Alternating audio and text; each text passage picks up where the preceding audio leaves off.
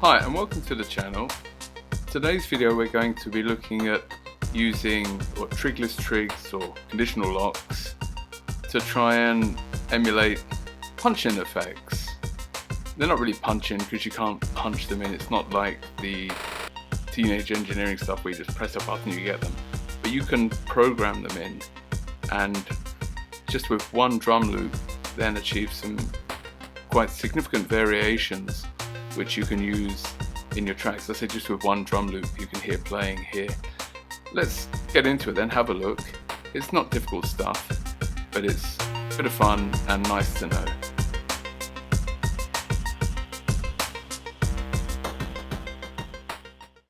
Now I've loaded in a loop here. It's a 2-bar loop.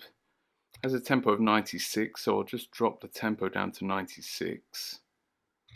It's, as I say, it's a 2-bar. So we'll loop this, get this doing a forward loop, and as it's 2-bar we're going to need to set here function page, function yes, we're going to need to change our length for this track to 32, so we'll come out of that. So that should now all work. If we go here and put a trig, we need to set our trig in the trig page, also trig function to a length of 32, and that should now play back over the 2 bars. Okay, so we've got our rhythm going, our loop. We're going to put a couple of FX in here. Let's come out of here for a second. We're going to put on the first effect, we'll put the degrader, I think, and on the second one we'll put daisy delay, yes. If I play it back now, we get a delay madness, so we'll turn that off. So we'll drop the wet down to 0 so that it's not affecting the signal at the moment. Okay, so let's go back in here and we're going to put these trigs here, function, and we're going to put them at various places in the rhythm on the 2 pages. That should do it. And then it's simply a case of going through and filling these things with kind of ideas. The first one here, we're on the second page.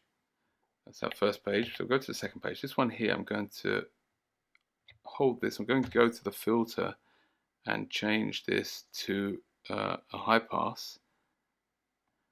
And I'll leave it at that with this. What we'll do though is we'll go to the trig, because we need to set the length. I'll set the length on this one. I'll set this to, I think it does it automatically actually. We will set it to 16 so that it would play a complete bar.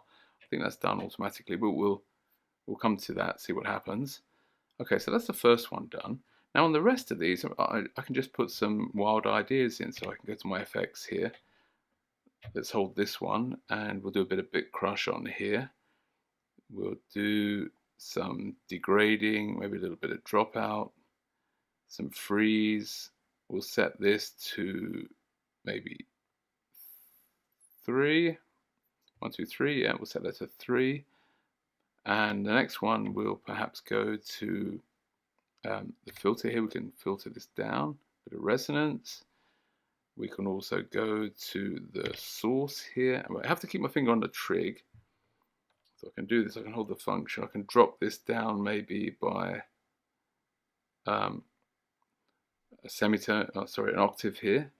Next one here we will go, actually what we'll do is we'll go into the mod and we'll set up some LFOs.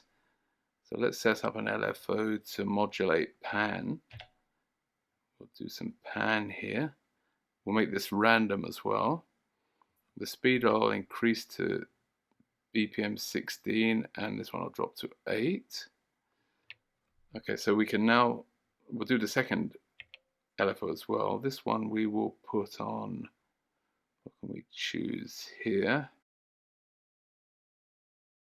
Maybe we can do a little bit of detune here on this one, and we will just add a small depth to this and then make this again random and again 16 and 8. So we have one LFO doing a little bit of detune here, not too much. And then we have, actually we'll take that down maybe quite a bit. Let's go something like that. And then, so we'll do this one a little bit of wild detune and see what comes along. Something like that, doesn't matter. Around about 24. Okay, so this has some things going on with the LFOs here. And, right, so the first one then, on this one we'll put some, oh, actually, I apologize. These should be set to 0. Yeah, sorry. And then we come back into here. Now we can apply depth. So sorry, it should be set to 0 initially. And we can add our depth here. This one here will go to the tune. We'll apply here some depth to that as well. We'll also put some reverb on this. And let's have on one of these some delay. We'll go to the first one. We'll have some delay on this one maybe. So go to our FX and we'll put some delay on this, introduce them, not too much, 13–14%. These ones again, we can find ideas. Perhaps we can make this into a different type of filter. There we go. Let's see what happens there. This one here, we can go to the source again, and I'll hold that. You get the idea. You can just play around. And finally, we've got 2 more. So this one, we will go back into our FX and reverb here. This one, maybe we can have a little bit of chorus. I don't know. Just looking for ideas, doing this on the fly here. We will go to the second filter, take the bass off of that one. Now, okay, so we've got all of these things flashing, which shows that they have parameter locks. Now, if I play this, it's an absolute chaos.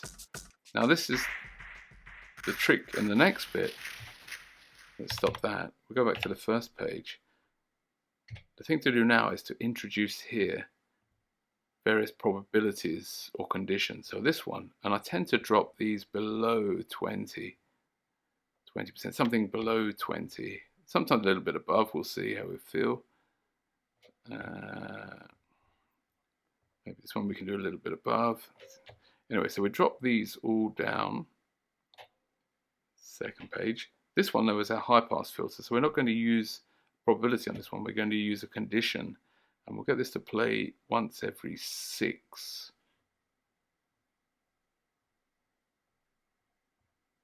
And there we go. This one here again, probability below 20. Again.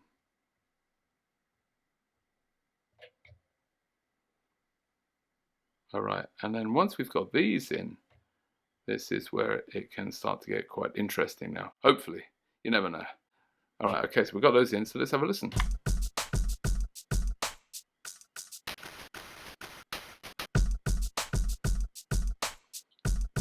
If I feel I need to add some more to some of these, maybe on this one I want some more freeze, overdrive. You can just keep adding these things. Go here. Maybe also in this one a little bit of reverb. And so with a little bit of time, more time than I'm investing here, you can set up these loops to be quite interesting. Get more out of a loop. This one is a bit sort of wild, but you can, as I say, with time and a little bit of thought, really get some nice ideas going here, just on one drum loop. And then one final thing you can do is we can also go into our trigs, and I think this has an effect, I'm never quite sure, but we can set this one to match the distance between the notes. Here we have 3, so if I set this length down to 16, what do we got there? Put that to 3, set this one as well to 3. So we get this one here to a 16th. This might be tricky. This one also to a 16th. If I fine tune these, here to 16th. Then I believe it has an effect. I sometimes wonder if it does, but let's make this one 3. And find this one here. You can just play around. See what comes out. Okay, anyway, as always, I hope this video has been useful and that you can make use of it. Enjoy the rest of the day, go make some music, have fun, and hopefully I'll see you in the next one. Take care.